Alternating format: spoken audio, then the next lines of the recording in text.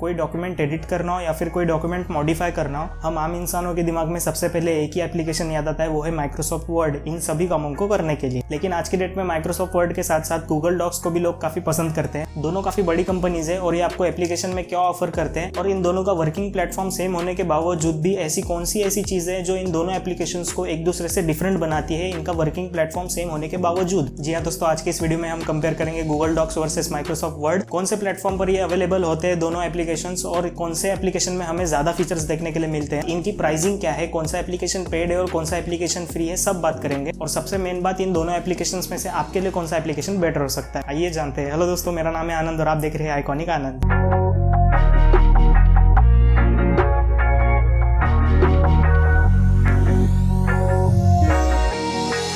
सबसे पहले बात करते हैं गूगल डॉक्स और माइक्रोसॉफ्ट वर्ड कौन कौन से प्लेटफॉर्म पर अवेलेबल है। ठीक है, गूगल डॉक्स एक बेसिकली वेब बेस्ड एप्लीकेशन है। जिनको वेब बेस्ड एप्लीकेशन के बारे में नहीं पता, आपको सिस्टम में कोई फाइल इंस्टॉल करने की जरूरत नहीं है, सारी चीजें ऑनलाइन वर्क करती है, सारी चीजें सर्वर पर काम करती है। और हाँ, ये एंड्रॉइड और iOS दोनों के लिए अवेलेबल है, आप ऐप स्टोर या फिर प्ले स्टोर से इन्हें इंस्टॉल कर सकते हैं। यही अगर मैं माइक्रोसॉफ्ट वर्ड के बारे में बात करूँ तो ये विंडोज, एंड्रॉइड और iOS तीनों ही प्लेटफॉर्म पर अवेलेबल है। इन दोनों के इंटरफेस की अगर मैं बात करूँ तो देखिए, गूगल डॉक्स का जो इंटरफेस है वो काफी सिंपल और यूजर फ्रेंडली है। फर्स्ट टाइम भी अगर कोई इसे यूज करता है तो उसके लिए कोई हार्ड इंटरफेस नहीं है गूगल डॉक्स का। लेकिन यही अगर मैं बात करूं माइक्रोसॉफ्ट वर्ड के बारे में तो माइक्रोसॉफ्ट वर्ड का इंटरफेस थोड़ा सा कंफ्यूजन क्रिएट करता है फर्स्ट टाइम यूजर के लिए, बिकॉज हाँ, गूगल डॉक्स के मुकाबले माइक्रोसॉफ्ट वर्ड में टूल्स ज्यादा दिए गए, जिसके कारण फर्स्ट टाइम यूजर को चीजें समझने में थोड़ा सा देर लगती है। यही मैं अगर इन दोनों के फीचर्स के बारे में बात करूं तो जैसा कि मैंने कहा था, आपको माइक्रोसॉफ्ट वर्ड में गूगल डॉक्स के मुकाबले आपको फीचर्स ज्यादा देखने के लिए मिलते हैं। फिर वो चाहे कोई टेम्पलेट डिजाइन हो या फिर कोई प्रोफेशनल डॉक्यूमेंट को मॉडिफाई करना हो, माइक्रोसॉफ्ट वर्ड ज्यादा डायनामिक है गूगल डॉक्स के मुकाबले, क्योंकि इसमें आपको ज्यादा फीचर्स और टूल्स देखने के लिए मिलते हैं और माइक्रोसॉफ्ट वर्ड में आप ज्यादा कस्टमाइजेशन कर सकते हैं अपने डॉक्यूमेंट्स के साथ। अब बात करते हैं इन दोनों के डेटा सिंक्रोनाइजेशन के बारे में। देखिए, अगर मैं माइक्रोसॉफ्ट वर्ड की बात करूं तो आपके पास माइक्रोसॉफ्ट का अकाउंट होना जरूरी है, तभी आप वन ड्राइव में अपना डेटा स्टोर कर पाएंगे और जब चाहे तब इसे सिंक कर पाएंगे माइक्रोसॉफ्ट वर्ड के साथ या फिर कोई भी माइक्रोसॉफ्ट की एप्लीकेशन के साथ, जैसे कि पावर पॉइंट हो या फिर एक्सेल हो। यही अगर मैं बात करूं गूगल डॉक्स के बारे में तो आपके पास गूगल अकाउंट होना जरूरी है, जिसके बाद आप इजीली गूगल ड्राइव में अपना डेटा स्टोर करके जब चाहे तब अपना डेटा आप सिंक कर सकते हैं गूगल डॉक्स के साथ और अदर एप्लीकेशंस के साथ भी, जैसे कि गूगल एक्सेल या फिर गूगल स्लाइड्स। डेटा सिंक्रोनाइजेशन के मामले में दोनों लगभग सेम ही है। अब बात करते हैं प्रैक्टिकलिटी के बारे में, कुछ ऐसे पॉइंट्स जो इन दोनों को एक दूसरे से बिल्कुल डिफरेंट बनाते हैं। जैसा कि मैंने कहा था,